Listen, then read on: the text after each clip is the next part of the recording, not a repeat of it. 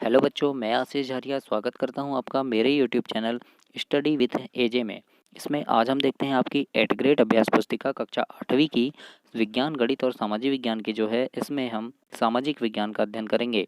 और सामाजिक विज्ञान में हम इसमें सामाजिक एवं राजनीतिक जीवन, है ना, या फिर जिसको हम नागरिक शास्त्र भी कहते हैं, इसमें हम अध्याय 1 भारतीय संविधान के क्या क्या प्रश्न उत्तर दिए हैं, इसके प्रश्न के उत्तरों को कैसे लिखना है, इसको मैं आपको लिखवाऊंगा। तो आइए जानते हैं अध्याय 1 में भारतीय संविधान।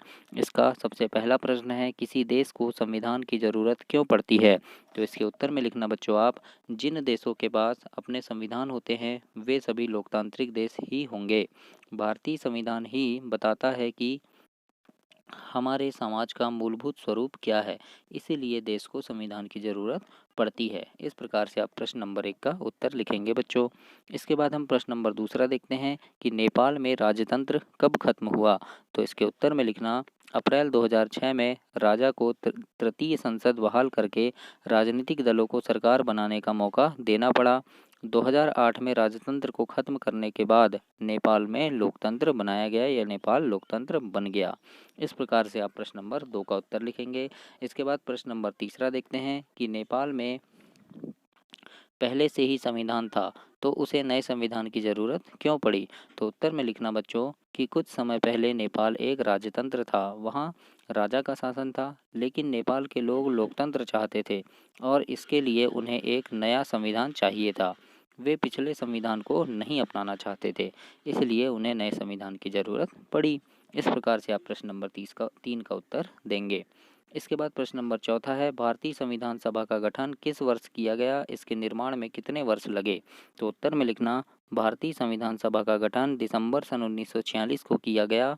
इसके निर्माण में 2 वर्ष 11 माह 18 दिन का समय लगा। इस प्रकार से आप इसका उत्तर लिखेंगे। इसके बाद प्रश्न नंबर 5वां है कि संघवाद से क्या तात्पर्य है? तो उत्तर में लिखना, संघवाद से तात्पर्य देश में एक से ज़्यादा स्तर की सरकारों का होना है। हमारे देश में राज्य व केंद्र दोनों स्तर पर सरकारें हैं और तीसरा स्तर पंचायत स्तर है। इस प्रकार से आप इसका उत्तर लिखेंगे बच्चों। इसके बाद हम प्रश्न 6वां देखते हैं कि सार्वभौमिक मताधिकार का अर्थ लिखिए। तो उत्तर में लिखना, सार्वभौमिक मताधिकार का मतलब है कि अपने प्रतिनिधियों के चुनाव में देश के सभी लोगों की सीधी भूमिका होती है। इसके अलावा हर व्यक्ति खुद चुनाव भी लड़ सकता है, चाहे उसकी सामाजिक पृष्ठभूमि कैसी भी हो। इस प्रकार से आप प्रश्न नंबर 6 का उत्तर देंगे। अब आगे हम देखते हैं प्रश्न नंबर 7। प्रश्न नंबर 7 में है, सरकार के 3 अंगों के नाम लिखिए। कानून को लागू करने का काम किस अंग के द्वारा किया जाता है?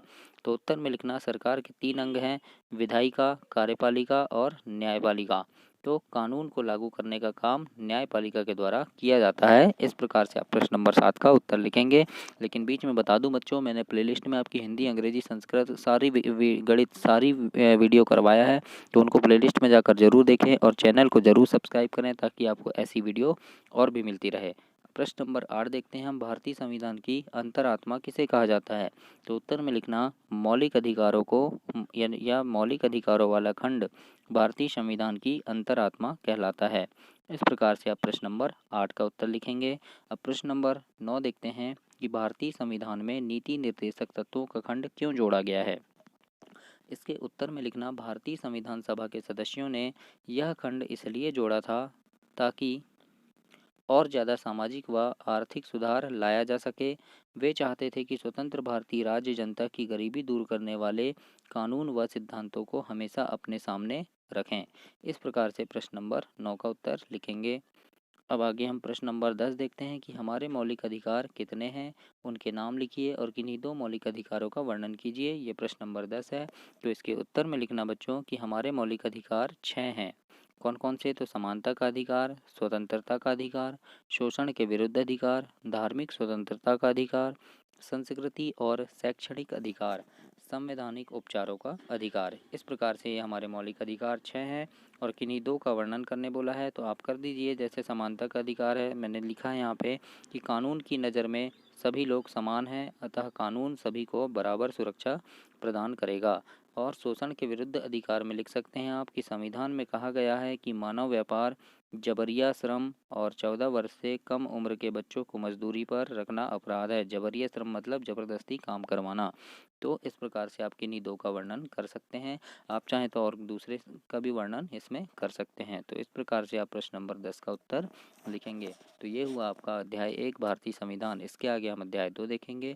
तो वीडियो को लाइक कीजिए, चैनल को ज़रूर सब्सक्राइब कीजिए ताकि आपको ऐसी वीडियो और भी मिलती रहे। धन्यवाद।